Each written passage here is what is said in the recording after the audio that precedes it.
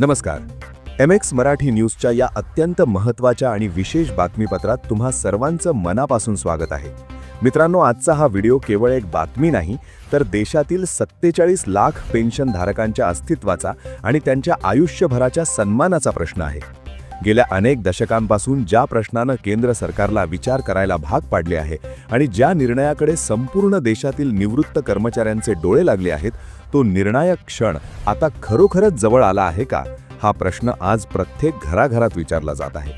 आज आपण एका अशा विषयावर सविस्तर चर्चा करणार आहोत जो केवळ आर्थिक नाही तर भावनिक सुद्धा आहे. 1000 रुपयांची अत्यंत तुटपुंजी पेन्शन आणि त्या बदल्यात पेन्शनधारकांनी केलेली 9000 रुपयांची मागणी.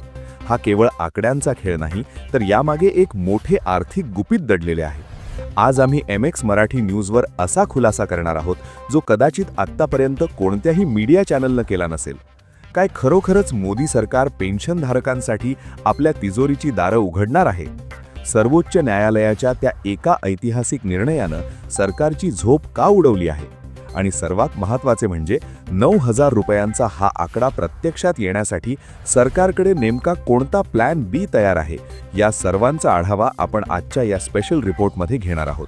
हा व्हिडिओ शेवटपर्यंत पहा, कारण आज तुमचं भविष्य ठरवणारी अत्यंत महत्त्वाची माहिती समोर येणार आहे. खाजगी क्षेत्रात आयुष्यभर कष्ट केलेल्या लाखो कर्मचाऱ्यांच्या मनात आज एकच प्रश्न सतत फिरतो आहे की आपली पेन्शन खरंच वाढणार का? सध्या देशभरात EPS 95 संदर्भात जे वातावरण निर्माण झाले आहे ते अत्यंत गंभीर आहे. ठिकठिकाणी आंदोलनं सुरू आहेत, संघटनांच्या बैठका होत आहेत, वारंवार निवेदनं दिली जात आहेत आणि सर्वात महत्त्वाचं म्हणजे हा विषय पुन्हा एकदा संसदेच्या पटलावर गाजू लागला आहे.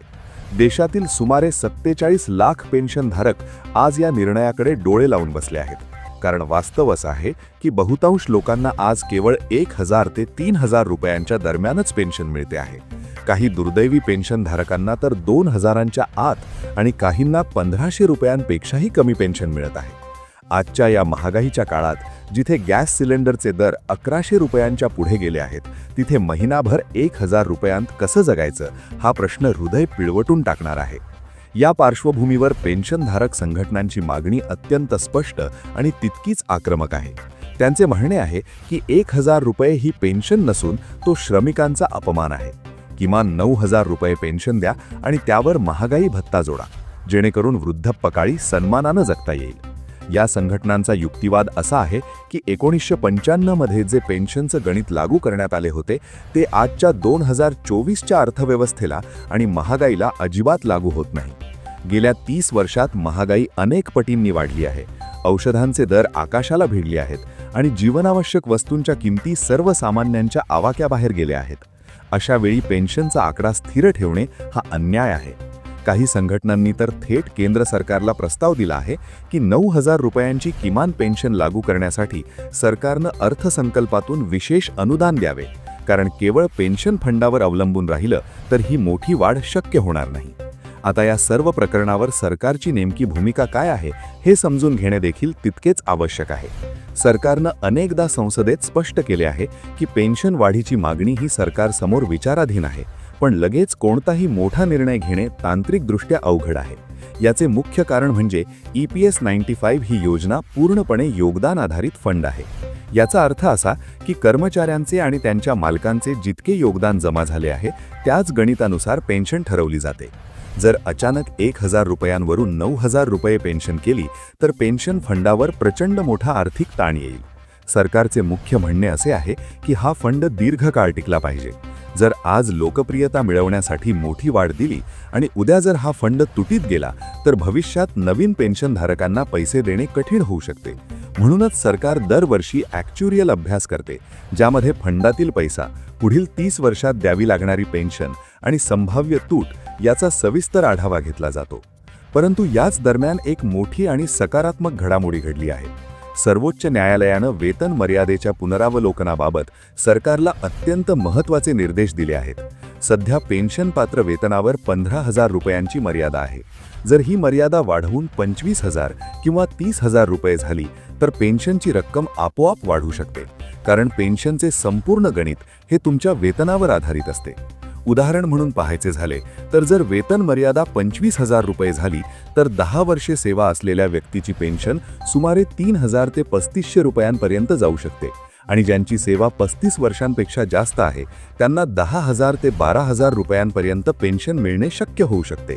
याचाच अर्थ असा की 9,000 रुपयांची किमान पेन्शन थेट लागू करणे जरी सरकारला अवघड वाटत असले तरी वेतन मर्यादा वाढवून आणि त्यामध्ये सरकारने स्वतःचे अतिरिक्त अनुदान मिसळल्यास हे उद्दिष्ट नक्कीच साध्य होऊ शकते। आता सर्वात महत्त्वाचा प्रश्न असा उभा राहतो की हे 9,000 रुपये प्रत्यक्षात कसे शक्य होतील। यासाठी तज्ज्ञांनी 4 मुख्य मार्ग सुचवले आहेत। पहिला मार्ग म्हणजे केंद्र सरकारनं थेट आपल्या केंद्रीय अर्थसंकल्पातून या योजनेसाठी विशेष आर्थिक पॅकेज किंवा अतिरिक्त निधी जाहीर करावा। दुसरा मार्ग म्हणजे सध्याची 15,000 रुपयांची वेतन मर्यादा रद्द करून ती वाढवावी। तिसरा मार्ग म्हणजे कर्मचारी आणि नियोक्त्यांचे पेन्शनमधील योगदानाची टक्केवारी थोड्या प्रमाणात वाढवावी आणि चौथा मार्ग म्हणजे ही वाढ एकदाच न देता टप्प्याटप्प्याने द्यावी, म्हणजेच आधी 3,000 रुपये, मग 5,000 रुपये आणि कालांतराने 9,000 रुपयांपर्यंत पोहोचवावे। सध्याच्या राजकीय आणि आर्थिक परिस्थितीत सरकार लगेच 9,000 रुपयांची घोषणा करेल अशी शक्यता थोडी कमी दिसत आहे, परंतु टप्प्याटप्प्यानं मोठी वाढ होण्याचे संकेत अनेक तज्ज्ञ देत आहेत। या संपूर्ण लढाईत पेन्शनधारकांच्या संघटनांनी आता आर-पारची लढाई लढण्याचा निर्धार केला आहे। दिल्लीच्या रामलीला मैदानावर झालेल्या आंदोलनं आणि देशभरातून मिळणारा पाठिंबा पाहता सरकारला हा विषय आता फार काळ प्रलंबित ठेवता येणार नाही। विशेषतः येणाऱ्या निवडणुकांच्या पार्श्वभूमीवर 47 लाख पेन्शनधारकांचा आणि त्यांच्या कुटुंबाचा रोष ओढवून घेणे कोणत्याही सरकारला परवडणारे नाही। म्हणूनच पुढील काही महिने या विषयासाठी अत्यंत निर्णायक मानले जात आहेत।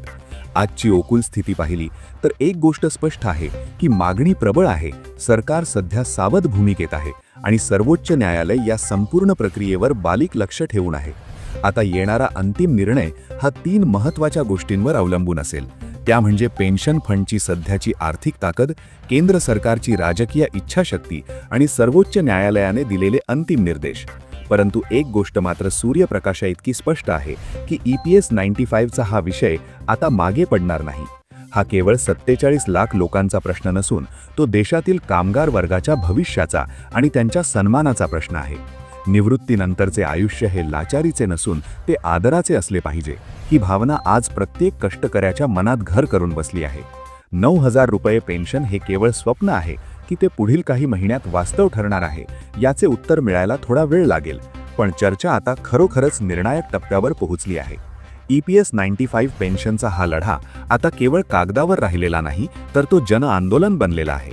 सरकारला हे लक्षात घ्यावे लागेल की ही माणसं तीच आहेत ज्यांनी आपल्या रक्ताचं पाणी करून देशाची अर्थव्यवस्था उभी केली आहे, त्यामुळे त्यांना वार्धक्यात वाऱ्यावर सोडणे कोणत्याही लोकशाही देशाला शोभणारे नाही। तर मित्रांनो, आजची ही सविस्तर माहिती तुम्हाला कशी वाटली? तुम्हाला काय वाटते, सरकारनं किमान पेन्शन किती रुपयांपर्यंत वाढवायला हवी आहे? 9,000 रुपयांची ही मागणी तुम्हाला रास्त वाटते का?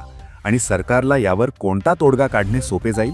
तुमच्या मनात असलेले प्रश्न, तुमच्या प्रतिक्रिया आणि तुमचे अनुभव आम्हाला खालील कमेंट बॉक्समध्ये नक्की कळवा।